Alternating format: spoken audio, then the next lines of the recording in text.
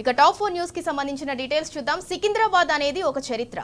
ఎన్నో ఏళ్ల చరిత్ర కలిగిన సికింద్రాబాద్ పేరును తొలగించేందుకు కాంగ్రెస్ సర్కార్ కుట్ర చేస్తోందని మాజీ మంత్రి తలసాని శ్రీనివాస్ యాదవ్ ఫైర్ అయ్యారు. తమ సంస్కృతి, తమ సంప్రదాయాలపై కుట్ర చేస్తే చూస్తూ ఊరుకోమని హెచ్చరించారు. రేవంత్ నేతృత్వంలో నడుస్తోంది ప్రజాపాలన కాదు, రాక్షస పాలన అని తలసాని ఎండగట్టారు.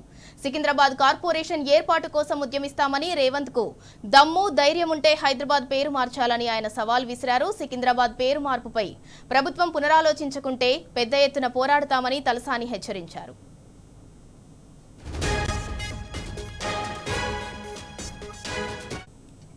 ఇక ఇదే అంశానికి సంబంధించి మరింత సమాచారం మా ప్రతినిధి కిరణ్ అందిస్తారు. కిరణ్, ఎన్నో ఏళ్ల చరిత్ర కలిగిన సికింద్రాబాద్ పేరునైతే తొలగించేందుకు కాంగ్రెస్ సర్కార్ కుట్ర చేస్తోంది. దానిపై మాజీ మంత్రి తలసాని శ్రీనివాస్ యాదవ్ ఫైర్ అయ్యారు. దానికి సంబంధించి పూర్తి డీటెయిల్స్ ఏంటి?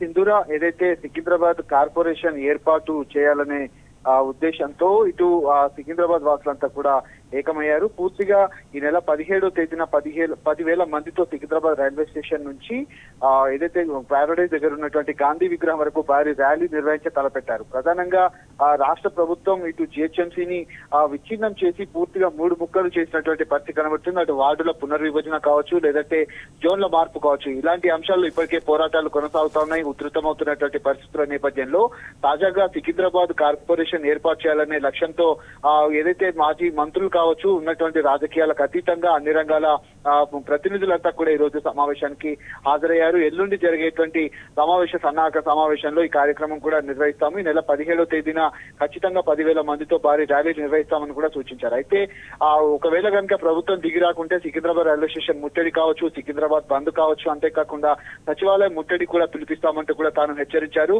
ఇప్పుడు సికింద్రాబాద్ పేరును మార్చి అటు ఏదైతే ప్రధానంగా మల్కాజ్గిరి పేరును చేర్చడం పట్ల తాను తీవ్రంగా ఆగ్రహం వ్యక్తం చేశారు. అయితే సీఎం రేవంత్ రెడ్డికి దమ్ము ధైర్యం ఉంటే ఖచ్చితంగా ఏదైతే ప్రధానంగా ఉన్నటువంటి హైదరాబాద్ పేరును మార్చాలని కూడా తాను డిమాండ్ చేశారు.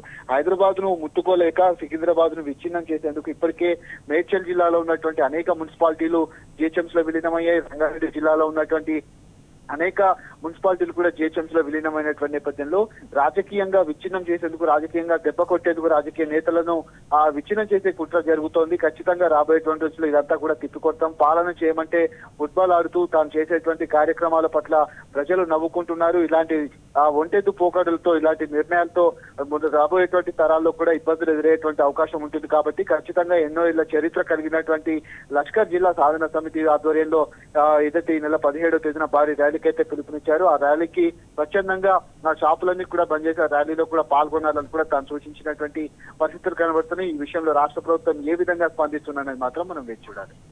Right, thank you Kiran. ఇక ఎన్నో ఏళ్ల చరిత్ర కలిగిన సికింద్రాబాద్ పేరునైతే తొలగించేందుకు కాంగ్రెస్ సర్కార్ కుట్రలు చేస్తోంది. మా సంస్కృతి సాంప్రదాయాలపై కుట్రలు చేస్తే చూస్తూ ఊరుకోబోమని రేవంత్ సర్కార్నైతే మాజీ మంత్రి తలసాని శ్రీనివాస్ యాదవ్ అయితే హెచ్చరించారు.